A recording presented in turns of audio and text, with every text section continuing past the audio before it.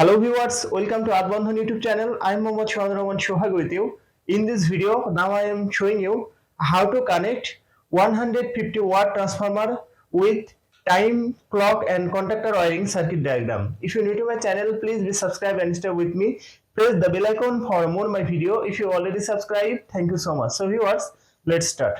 DP MCB circuit breaker, RCCB circuit breaker, contactor, timer switch, transformer, 50 watt light 1, 50 watt light 2, another 50 watt light, phase connection input to DP MCB, neutral connection input to DP MCB, output phase connection from DP MCB to connect RCCB, neutral connection from DP MCB to connect RCCB, output phase connection from RCCB to connect timer switch and contactor, output neutral connection from RCCB to connect timer and contactor 2 point, output connection from contactor to connect timer, another connection to contactor and transformer, output connection from transformer to connect contactor, neutral connection from transformer to connect all light neutral point, phase connection from transformer to connect all light phase point,